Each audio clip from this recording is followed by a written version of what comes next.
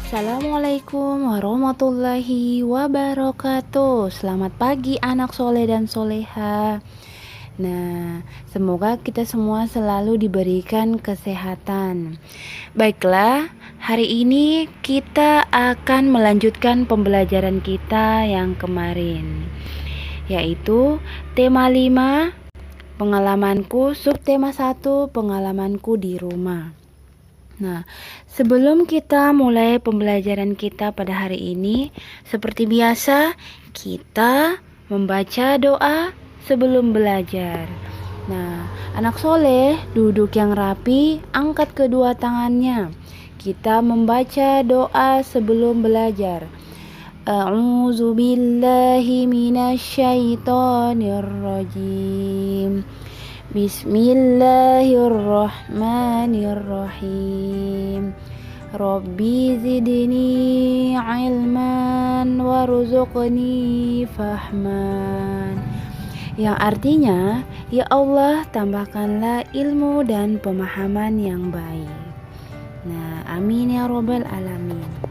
Nah, sekarang kita masuk tujuan pembelajaran kita pada hari ini. Yang pertama, dengan mengamati gambar, siswa dapat memilih alat ukur yang sesuai untuk mengukur panjang benda yang diukur dengan tepat.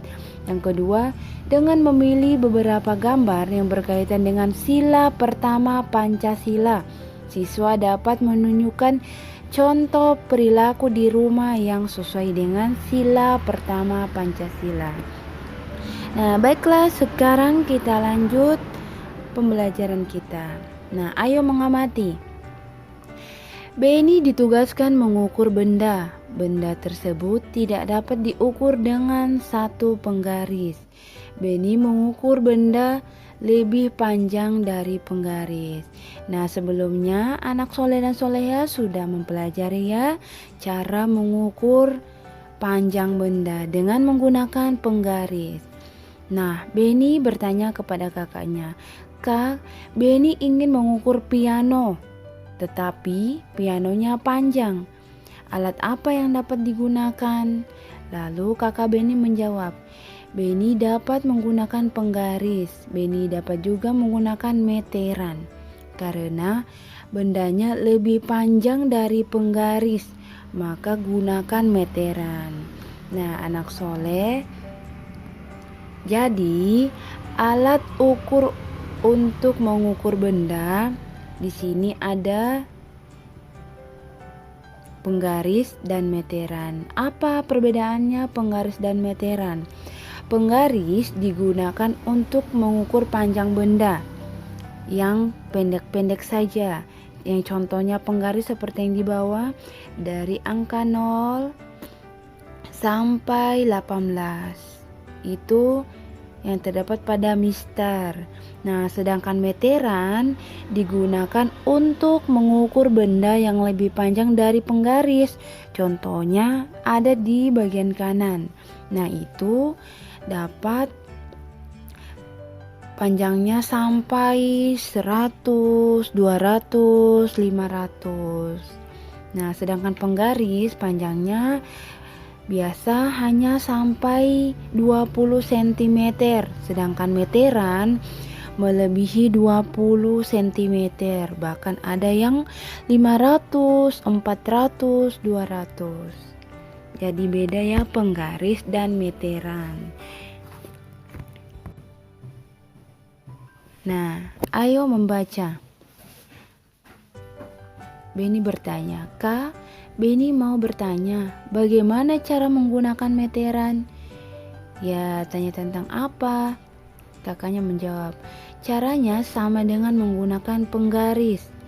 Mulai dari angka 0, di mana 100 cm sama dengan 1 meter. Meter itu bisa disingkat dengan tulisan M. Satu angka saja, tulisan M saja." "Oh," Beni menjawab, "oh, setiap garis pada meteran sama dengan penggaris." Lalu kakaknya menjawab, "Ya, benar. Garis itu yang digunakan mengukur panjang benda. Coba perhatikan. 1 meter sama dengan 100 cm. Atau 100 cm sama dengan 1 cm. Nah, ini soal latihan pertama. Di atas sudah ada contohnya, 1 meter sama dengan 100 cm atau 100 cm sama dengan 1 meter. Nah, pertanyaannya, soalnya, alat untuk mengukur panjang yaitu apa? Alat untuk mengukur panjang tadi kita sudah bahas sebelum soal latihan. Nah, soal kedua, anak soleh mengubah dari meter ke sentimeter. 2 meter sama dengan titik-titik sentimeter. Berapa? Nah, nomor 3, di sini titik-titik meter. Nah, sini ada kesalahan ya. Titik-titik meter sama dengan 700 cm.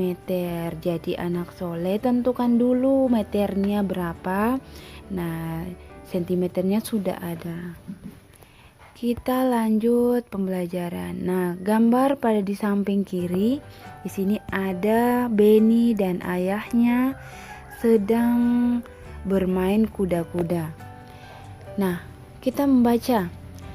Beni melanjutkan permainan kuda-kudaan. Beni menjadi anak kuda. Kaki Beni menyenggol guci saat merangkak. Guci rebah dan hampir menyentuh lantai. Ayah Beni menyambut guci tersebut. Guci disambut sebelum rebah di lantai. Beni dan ayahnya bersyukur karena guci disambut dengan cepat. Rasa bersyukur merupakan perilaku yang baik. Perilaku ini sesuai dengan sila pertama Pancasila. Nah, anak soleh dan soleha, nah, pada semester 1 kita sudah mempelajari tentang sila pertama Pancasila. Jadi selain bersyukur, ada banyak hal yang tentang perilaku yang baik, sila pertama Pancasila. Nah, di sini soal latihannya, tuliskan 2 contoh perilaku yang baik sesuai sila pertama Pancasila. Nah, apa contoh pertamanya apa dan contoh keduanya apa? Baik, dijawab di buku tulis tematiknya, tidak digabung dengan buku bahasa Arab, bahasa Inggris, dan PAI. Baiklah anak soleh dan soleha, pertemuan kita di hari ini cukup sekian. Ustazah akhiri, Assalamualaikum warahmatullahi wabarakatuh.